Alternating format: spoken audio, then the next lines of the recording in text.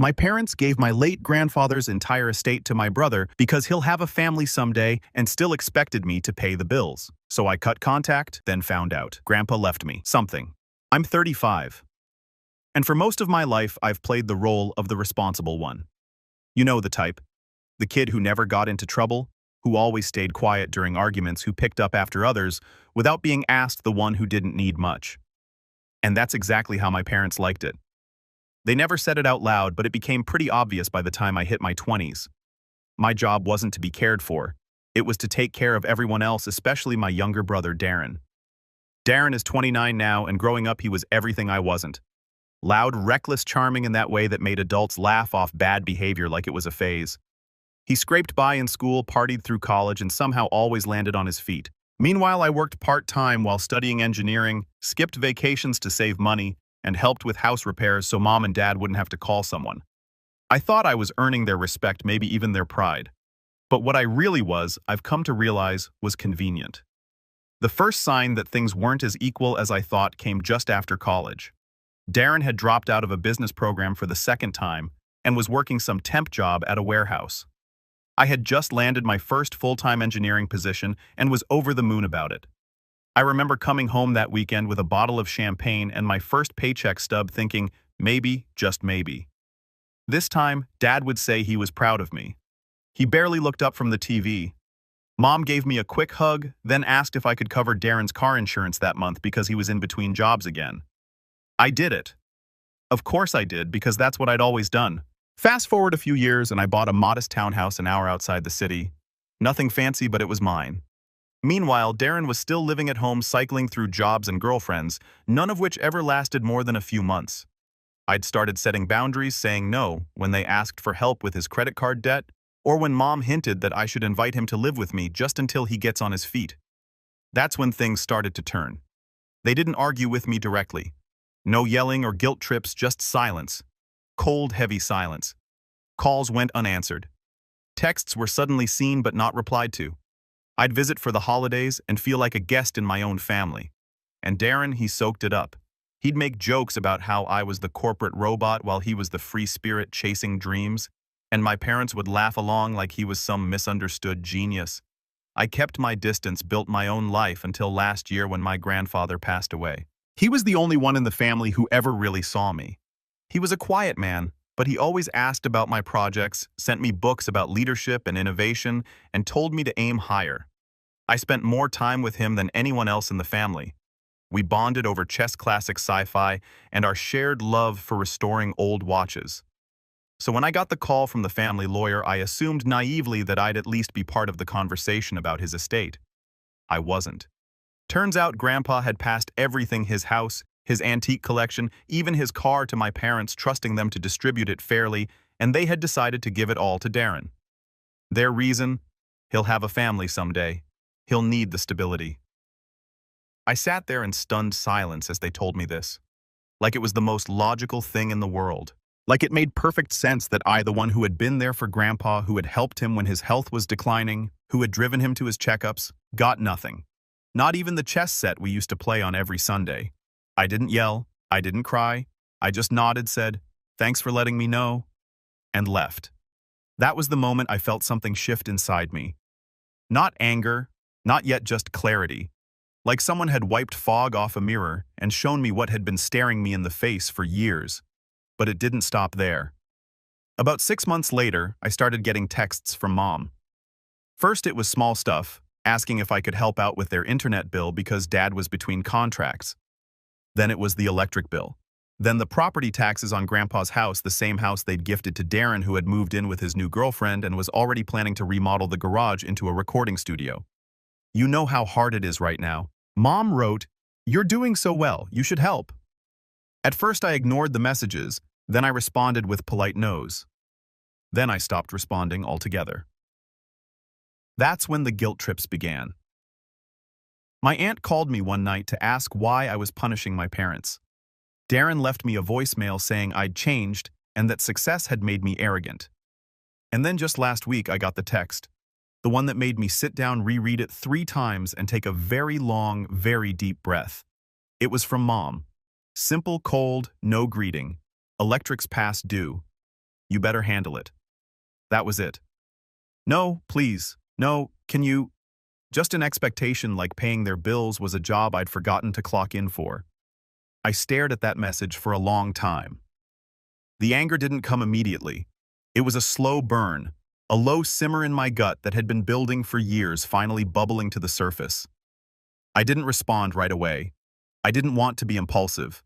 I wanted to be clear. For the first time in my life, I wanted them to understand exactly who I was and who I wasn't anymore. And so I started writing a reply not just to the text, but to everything. The years of being the fallback. The expectation that I would give without question while Darren was given without earning a thing. I thought about what I'd say, how I'd say it, and how this time I wasn't going to walk away quietly. I haven't sent the message yet, but I will soon. The morning after that text, I sat at my kitchen table, still staring at it like it might disappear if I looked hard enough. Electric's past due. You better handle it. I read it over and over. Not even a question. Not even a, can you please, just a command, like I was an employee whose paycheck they'd forgotten to sign for the past 3 decades. I didn't reply. Instead, I started thinking back through all the quiet little moments that had led here. How I'd been groomed to accept this treatment without protest. How every time I tried to draw a boundary, I was met with subtle punishment, withdrawn affection, sudden silence, backhanded comments from relatives that I think I'm too good now. I'd convinced myself for years that keeping the peace was noble. That maybe if I just gave a little more, tried a little harder, they'd treat me like a son and not a utility. But now I was done pretending. And the next few weeks only confirmed that I was making the right call. It started with a Facebook post. Darren had tagged our parents in a photo outside Grandpa's old house. The caption, "New beginnings turning this place into the dream home for me and my future fam. Thanks, Mom and Dad, for believing in me." The comments were filled with congratulations, heart emojis, and people praising my parents for being so generous and supportive. Not one mention of the fact that I, their other son, had poured hundreds of hours into that house before Grandpa passed, that I'd fixed the leaky roof, retiled the bathroom, and repainted the entire downstairs after he fell and couldn't do it himself. I didn't comment. I didn't like it. I just stared at the screen for a while, feeling something twist in my chest like I was watching someone else live the life I'd worked for. A life handed to him, wrapped in ribbon, while I was being sent invoices for the lights in a house I hadn't stepped foot in since the funeral. Then came the phone call. I hadn't spoken to Dad in months. But one night, he called out of the blue. No small talk. No how have you been? Just a deep sigh. And then, you know your mother's not doing well with all this stress, Caleb. I waited for him to continue confused. All what stress? He scoffed like I was being difficult on purpose. The bills, the house upkeep, and now Darren's talking about starting a family soon. We thought you'd be more involved. I nearly dropped the phone. Involved? I'm not even invited, Dad. There was a long silence. Then he said something that snapped something in me cleaning too. We didn't think you'd mind, Caleb. You don't need what Darren needs. He's going to have kids, a wife. You're, independent. That word, independent. It used to feel like a compliment. Now it felt like a polite way of calling me disposable. I didn't yell. I didn't argue. I just said, I've got to go, and hung up. The next week I got a letter in the mail. At first I thought it was junk. No return address, just my name printed in bold letters. But inside was a neatly folded list of expenses handwritten in my mother's familiar cursive. Internet, gas, electric, property tax at the bottom. Your share $740. Please send before 15th. No note, no explanation, just a bill. My hands trembled as I folded the paper back up. I could feel the old instinct kicking in. The voice in my head that told me to keep the peace, just pay it. Don't make things harder. But another voice had started speaking too. One that asked, why are you financing their favoritism? And that voice was getting louder. I didn't pay the bill. Instead, I called my friend Jordan, an old college buddy who'd gone into estate law, and asked a question I'd never thought I'd say out loud. If someone gives away inheritance before probate, and there's no written will, is there anything that can be done? He paused. You're talking about your grandfather. I nodded, even though he couldn't see me. Well, he said slowly, if it was verbal and there's no paper trail, it's hard to dispute. But if they misrepresented the inheritance or used coercion, or if there's proof your grandfather's wishes were ignored, You might have a case. Why I didn't answer. I just thanked him and hung up. The next family event I got invited to was Darren's engagement party. I hadn't seen him or my parents since that phone call, and I was shocked they even bothered to include me. The invite came in the mail, gold foil lettering and a picture of Darren and his fiancée posing on the porch of Grandpa's house. The same porch I'd painted the summer after college while Darren was off on a last-minute cruise paid for by Mom's emergency savings. I wasn't planning to go, but then I thought about that chess set the one Grandpa had promised me when I was 16 after I finally beat him in a full match. "You've earned it," he said, smiling. "Someday, this will be yours." I never saw it again after he died. I checked the invitation one more time. No personal note, no message from Darren, just a printed line that said, "Let's celebrate love and family." Family, right? I marked the date on my calendar. I didn't know exactly what I was going to do yet, but something had shifted. I was no longer trying to be included.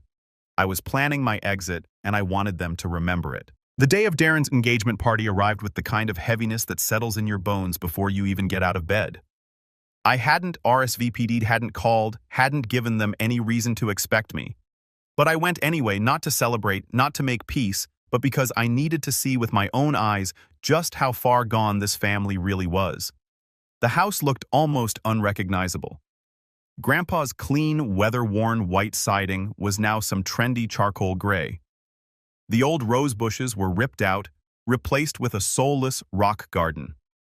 The porch, the one where we used to sit in silence watching the sun dip behind the hills, had been extended into a wide wraparound deck with twinkle lights and overpriced patio furniture. And right there on a custom wooden sign hanging beside the door, the future home of the Bell family. Darren's last name, not ours. I stepped through the door and was hit with a wave of laughter chatter and the clinking of glasses. The air smelled of catered appetizers and designer candles. No trace of the old home that once held quiet afternoons and creaky floorboards. I wasn't greeted. No one even noticed I'd arrived at first. I stood by the door for a full minute before my aunt finally spotted me and came over with a forced smile. "Caleb, so glad you made it." I nodded, trying to keep my face neutral. Mom was near the fireplace chatting with some women I didn't recognize. She turned just enough to make eye contact with me and then looked away, just like that, as if I were someone's awkward coworker who had shown up by accident. Dad eventually walked over and gave me a firm handshake like we were business associates. "You're looking well," he said. "Yeah," I replied. He gave a curt nod and then excused himself to check on the food. I watched as Darren made his grand entrance from upstairs with his fiancée Tessa, I think her name was, laughing at something he'd whispered in her ear. The room practically erupted in applause. He soaked it up like a politician at a campaign rally, waving, giving finger guns, even winking at a few of the guests. When he finally saw me, his smile faltered just slightly. Then he walked over with that casual swagger I'd known since childhood. "Caleb, wow, wasn't sure you'd show up. Got the invite." I said, "Yeah, well, no hard feelings about the house, right? I mean, Mom and Dad did what they thought was fair." I tried to tell them to include you more, but he trailed off with a shrug, like it was out of his hands. Like I should be thanking him for even mentioning me at all. Then he chuckled. "Hey, at least you don't have to worry about renovations, right? You're the free agent. No strings." I didn't respond. I just looked past him toward the display table near the kitchen. There, under a glass case, was something that stopped me cold. Grandpa's chess set polished on display, labeled like a museum piece. A tiny engraved plaque read from our family's legacy, now part of our new beginning. I felt something inside me crack. That set wasn't just sentimental. It was symbolic. It was mine. Not legally, maybe, but spiritually. Grandpa had promised it to me. I remembered every piece, every smooth wooden bishop, the worn edges of the pawns. That set had seen me through adolescence. It had sat between us through conversations about life, ambition, self-worth. I'd never asked for anything else from Grandpa because I believed that set was enough, that it meant something. And now it was just a prop in Darren's showroom of success. I turned away before anyone could see the heat rising behind my eyes. I went out to the backyard to clear my head, but that was a mistake too. The backyard had been transformed into a full event space. White tents, fairy lights, a bar, even a hired photographer. And that's when I heard it. "We're thinking of asking Caleb to co-sign the mortgage." Tessa was saying, her voice soft but not soft enough. Just until the new loan clears. Darren said he's good for it, but the bank wants more income on the application. I froze behind a pillar listening. Your mom said he'll do it, she added. She said he always helps when she asks. My breath caught. They weren't just assuming I'd pay the bills. They were making plans to tie me financially to a house I didn't own, didn't live in, wasn't even welcome in. I stood there in stunned silence, my mind racing. A co-sign mortgage. That wasn't help. That was a shackle. Then I heard Darren's voice from the other side of the tent. Caleb won't say no. He never does. He acts all cold sometimes, but deep down he still wants their approval. He'll cave. They all laughed. That was it. The moment the betrayal wasn't just that they'd taken the inheritance. It wasn't even the lies or the erasure of everything I'd done for the family. It was this plan to chain me again to their convenience. This belief that I was so desperate for crumbs of affection that I'd sabotage my own future just to stay in their orbit. I walked back inside and headed straight for the display case. I stared at the chess set one more time. The queen was in the wrong spot. They didn't even know how to set it up properly. I looked around at the house, at the people laughing, drinking, congratulating each other for building a future with my legacy. And I felt something I hadn't felt in years. Power, not anger, not bitterness, just quiet, resolute clarity. This wasn't my family anymore. And I wasn't their safety net. Not anymore. And what I did next made sure they would never forget that I left the party without saying goodbye.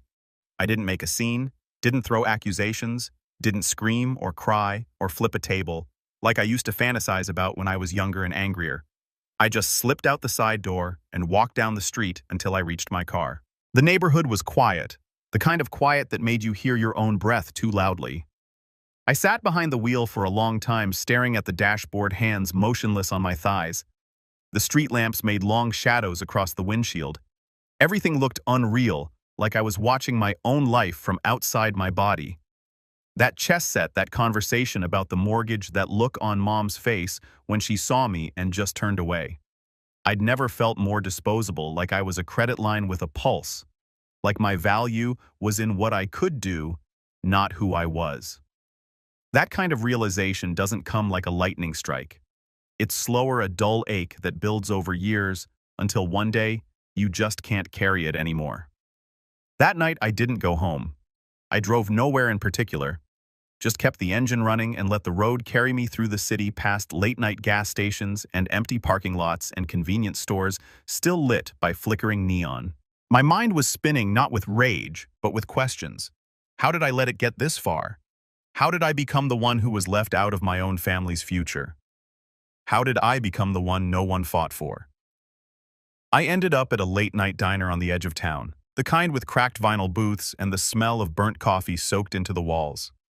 I sat at the counter and ordered pancakes I wasn't hungry for. The waitress didn't ask questions. She just kept refilling my cup like she knew I needed time. That's where the breakdown happened. Not a loud one, no sobbing or shouting, just me hunched over a plate of syrup-soaked pancakes, quietly letting tears fall into my coffee as the jukebox played some forgotten 80s ballad. It was grief. Grief for the family I thought I had. For the version of myself I'd killed off piece by piece to stay in their good graces. For the time I'd never get back. I didn't go into work the next day. I told my boss I wasn't feeling well, which wasn't a lie. I didn't shower, didn't shave, just sat in my living room staring at old photo albums. I dug out of the closet. Pictures of me and Darren as kids' birthday parties, camping trips. The look on my face back then, so hopeful, so eager to please. I wanted to reach through the page and tell that kid, they don't love you the way you deserve to be loved. Stop trying so hard. That week, the texts started again. Mom, can you call the bank? The water bill bounced. Then we're adding Darren's name to Grandpa's property officially. Just a formality. We'll need your signature. Then finally, you're being cruel, Caleb. We're family. Stop punishing us because life gave Darren different needs. Different needs. I couldn't even bring myself to reply. Instead, I deleted the thread, blocked her number, then blocked Dad's, then Darren's. I even blocked my aunt who'd always taken their side in group chats, sending passive-aggressive Bible quotes and guilt-ridden messages about honoring your parents. I spent the next few days in silence. No calls, no texts, no demands. It was like walking through a post-storm forest, broken trees everywhere, debris underfoot but strangely peaceful. Still, I didn't feel victorious. I felt hollow. Cutting them off even temporarily was like pulling out a deeply embedded thorn. It hurt going in, it hurt more coming out. But I knew I had to do it if I ever wanted to walk without limping. I started writing in a journal again, something I hadn't done since college. Just page after page of unfiltered thoughts. Every memory, every moment that now made sense in hindsight. The times I fixed the fence while Darren played video games. The time I loaned Dad $2,000 to help with the house, only to find out it paid for Darren's motorcycle. The Thanksgiving when I brought a girlfriend and no one even remembered her name by dessert. I poured it all out. And in the quiet that followed, something new crept in. Resolve, not vengeance. Not yet, but clarity. Direction. I wasn't just cutting ties, I was rebuilding my foundation. I called my accountant, asked him to run a full audit on anything my name was attached to. Family property, joint accounts, cosign loans from years ago. I wanted everything documented. Then I made an appointment with a financial advisor to explore options for moving assets, restructuring savings, and protecting my credit. It wasn't glamorous. It wasn't a big, satisfying showdown. It was small, quiet steps. I started going for early morning walks again, something I used to love before life got too busy. I cleared out old clothes, rearranged my living room, threw away things that no longer sparked anything in me. It felt symbolic even if it was small. I was creating space for peace, for breath, for the person I might have been if I hadn't spent decades playing someone else's supporting role. Then one morning, I checked my email and saw it. A message from a law firm. Subject: retransfer of property and financial responsibility. I opened it, heart pounding. Inside was a PDF, a document that listed my name as a co-owner of Grandpa's house. Not legal owner, but financially responsible party. It had been filed 3 months ago. No one had told me, no one had asked. And now the bank considered me equally liable for any debts attached to the house repairs, property tax, mortgage, refinance fees. They had signed me into their future without permission, without warning. I stared at the document for a long time. Then I picked up my phone and called someone I hadn't spoken to in over a decade. Grandpa's old lawyer. I still had his business card. I kept it in a drawer tucked inside a watch Grandpa had given me for my college graduation. A watch Darren once joked looked cheap. The lawyer answered after the second ring. "Mr. Langley," I said. "This is Caleb. Caleb Warren. I was Lewis Warren's grandson." There was a pause.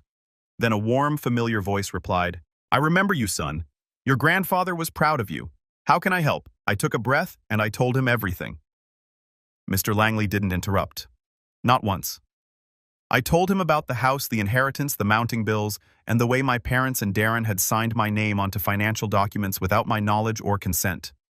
I even told him about the chess set, though I tried to pretend like that wasn't the part that still kept me up at night. When I finished, he was quiet for a moment. Then he said, "Caleb, I don't usually speak ill of clients, but your grandfather would be ashamed of how they've treated you. He trusted them to handle things honorably, but if they forged your signature or misrepresented your financial obligations, you may have more leverage than you think." That was the first moment in weeks, maybe months, where I felt the tide begin to turn. He offered to meet in person and go over everything I had.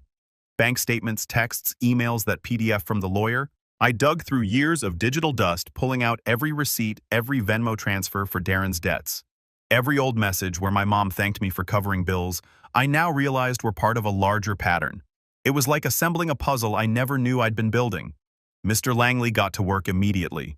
He helped me draft a legal notice requesting removal of my name from the property's financial obligations, citing lack of consent and misrepresentation. He also flagged the mortgage application that Tessa had mentioned at the engagement party and confirmed they had tried to add me as a co-signer, but it had been declined because they lacked a signed document from me. I wasn't just cutting them off anymore. I was protecting myself. Meanwhile, something else started happening. With all the energy I used to pour into my family's drama, I suddenly had time space to focus on things that actually mattered. I started showing up to work sharper, more alert. My manager noticed. I was offered a project lead position for a high-profile infrastructure redesign in the city, something I would have never taken on if I were still playing damage control back home. I accepted. Then, I did something I'd never done before. I booked a vacation, a real one. 2 weeks in Lisbon alone. It wasn't just to get away. It was a declaration that my time, my peace, my life was mine again. On that trip, something shifted in me. I journaled daily, walked the hills with no schedule, sat at cafes without checking my phone. There were no emergencies to fix, no family drama, pulling me back in, just me, a city I didn't know, and the sound of my own voice finally getting a chance to speak, uninterrupted. And I started to hear it clearly. I wasn't broken. I wasn't cold. I wasn't the selfish one. I was free. When I came back, I found a letter waiting at my door, certified from my parents' lawyer. They were surprised by the legal notice. They felt betrayed, claimed they had only ever tried to give Darren a chance at a real life that they assumed I would understand given how well I was doing. But the final paragraph was the kicker. They asked me to reconsider, to undo the paperwork, to not make this public. The implication was clear. They were scared that I might tell people what they'd done. That the mask they wore in public, that of a generous, close-knit traditional family, might finally crack. That's when I knew I had the upper hand. Because for the first time they needed me, and I didn't need them at all. I wrote back a single sentence. All further communication can go through my attorney. A week later, Mr. Langley called with news. My name had been formally removed from all legal responsibility regarding the property. They'd backed off quietly, begrudgingly, but completely. It felt like a final key turning in a lock I hadn't realized I'd been trapped behind. Then 2 months after that, I got an invitation in the mail. Not from my family, from a local nonprofit one I'd once donated to on a whim years ago. They were asking me to be a guest speaker on a panel about financial independence, setting boundaries, and recovering from toxic family dynamics. Apparently, I'd shared a personal note with them back then in a donation message, and someone had kept it.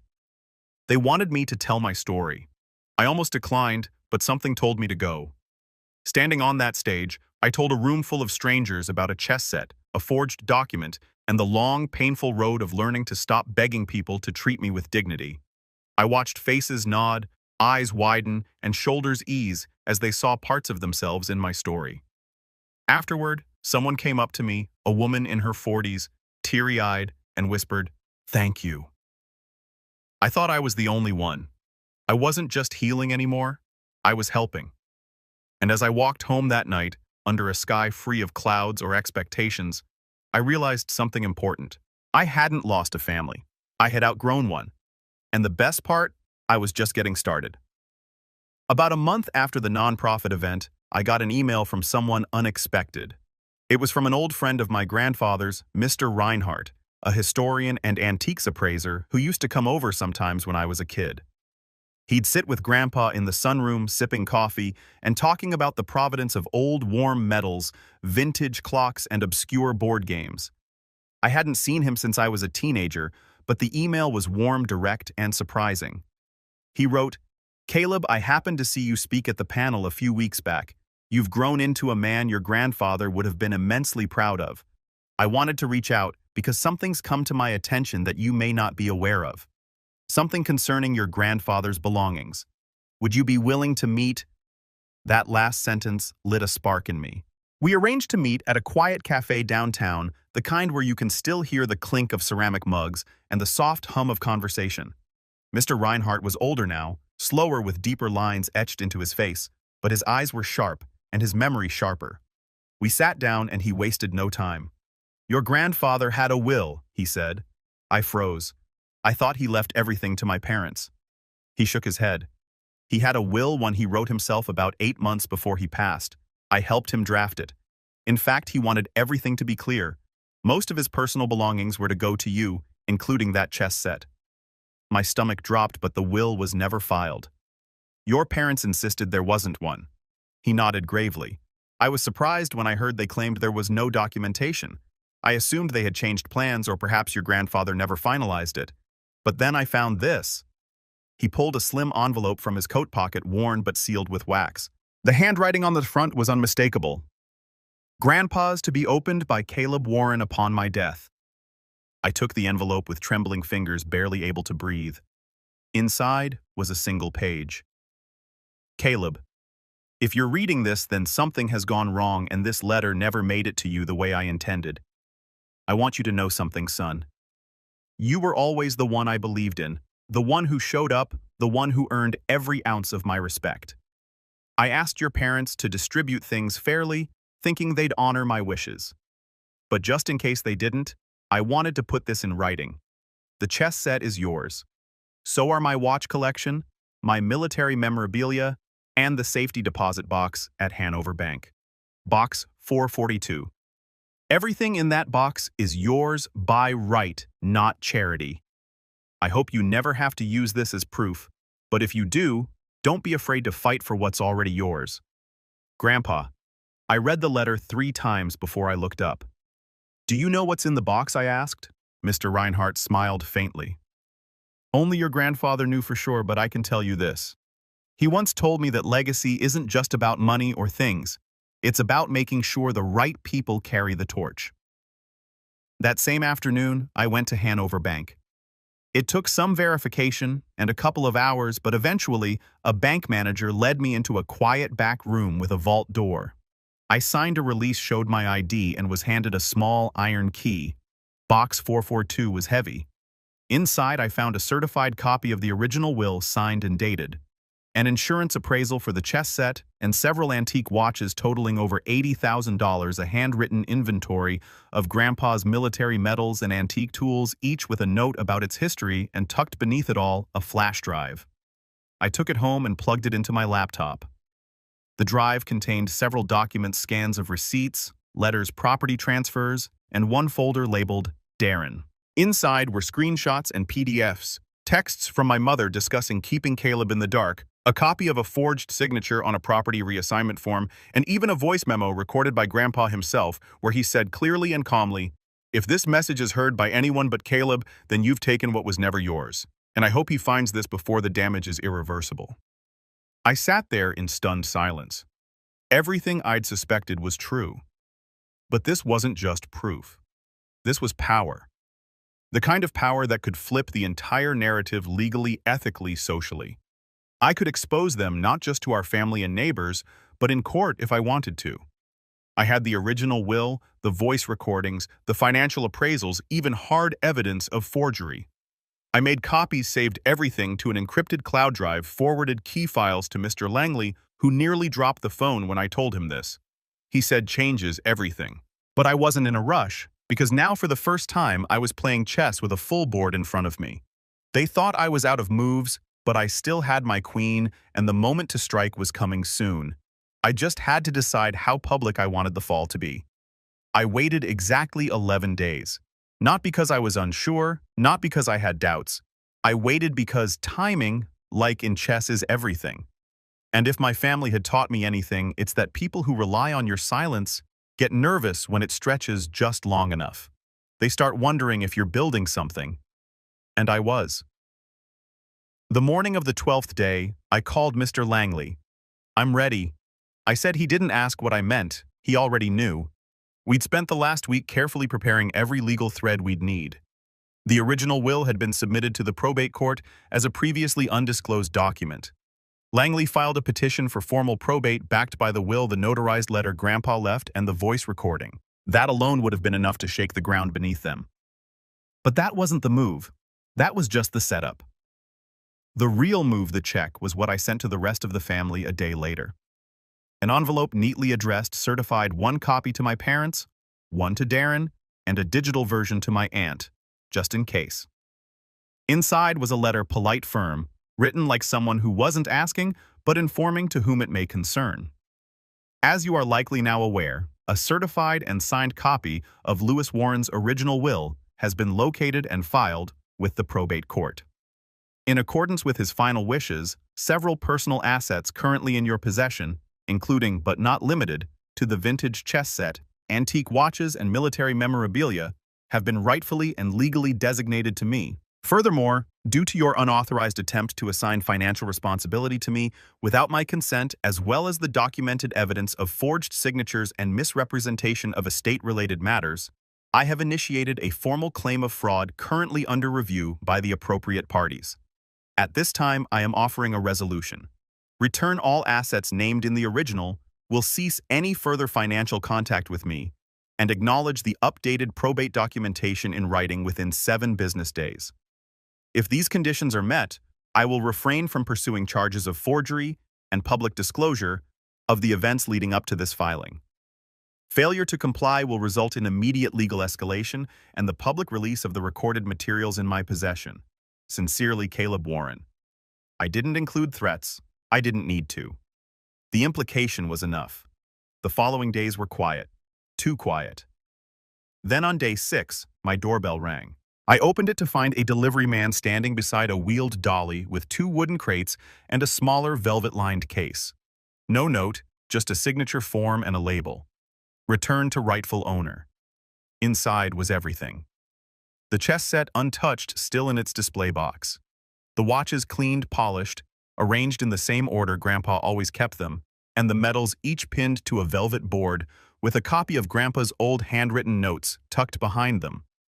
I stared at them for a long time, not out of joy, not out of triumph, but because I realized this was the first time in years I had something from my family that wasn't laced with a demand.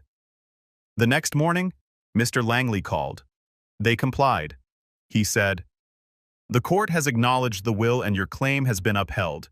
You're now the legal executive of your grandfather's estate." "Executive?" I asked. He chuckled. "You're in charge, Caleb, of everything that's left." And that's when I made the final move. I went back to Grandpa's house, not alone. I brought a real estate agent, an appraiser, and a photographer. The house wasn't just part of Darren's future anymore. It was part of my past. A past I was finally ready to let go of. The moment the documents cleared, I listed it for sale. Full public listing photos history, even an open house. Within 3 weeks, it sold above asking price. Darren found out from the sign out front. Apparently my parents had quietly transferred the title to him months ago, but it wasn't legal. Not anymore. Grandpa's will overrode everything. They'd given him a house they had no right to, and now it was gone. I didn't take the money and splurge. I used it to start something my grandfather would have been proud of, a foundation in his name, a quiet scholarship fund for students in engineering and history, with a focus on those from neglected backgrounds. People like me who'd spent their lives giving more than they received. Word got around. People started whispering at church, at family functions, even online. Neighbors noticed the for sale sign vanish and a scholarship pop up in the local news the next month. And though I never named names, the paper trail was clean enough for anyone curious to find out what had really happened. My aunt reached out once, a short email. "I don't know what's gotten into you. You used to be so kind." I didn't reply because kindness doesn't mean compliance. And forgiveness isn't the same as forgetting. They wanted to write me out of my own story. But now I held the pen, and they would never hold it again. The fallout didn't come all at once. It was slow, like frost creeping across a window. Quiet, inevitable, and deeply revealing. The first to react was Darren. He showed up at my office, not my home. He knew better than that, but my workplace. Security called up confused, saying a man claiming to be my brother was demanding to speak with me. I stepped into the lobby just to look him in the eye. He hadn't dressed for a confrontation. He looked tired, unshaven, a shadow of the man who once posed on Grandpa's porch like he'd conquered something. "You sold my house," he hissed the moment he saw me. "Grandpa's house," I corrected, calm. He laughed bitterly. "You think you're some kind of hero now? What, because you made a scholarship and sent back the bills?" I tilted my head slightly. "I never sent anything back. I just stopped playing your game. You ruined everything." He snapped. "Tessa left. She didn't want to raise a kid with me on borrowed land. You took everything over what a chess set. I didn't rise to it. You didn't lose a house, Darren. You lost access, and that's all you ever really cared about." His face twisted like he wanted to say something more, but I didn't give him the chance. I nodded to security. "We're done here." They escorted him out. That was the last time I saw him. Word of the will. And what it revealed spread quietly but thoroughly. My parents tried to spin it, of course.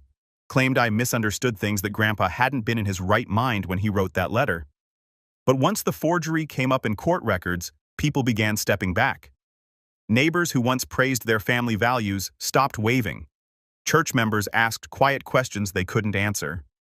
Even my aunt, ever the voice of guilt, disappeared from my inbox. No more Bible verses, no more digs about honoring thy father and mother because you can't shame someone who no longer needs your approval. Financially, they took a hit. The mortgage Darren had hoped to refinance fell back onto their shoulders. With Darren out of the picture and no more bailout money from me, they began slipping. Late payments, calls from creditors, whispers of a downsized car and a frozen credit card. I didn't cheer for their downfall, but I didn't save them either. Because the truth is, they'd never fallen from grace. They'd just run out of ways to hide what was always underneath. I kept building. The foundation grew.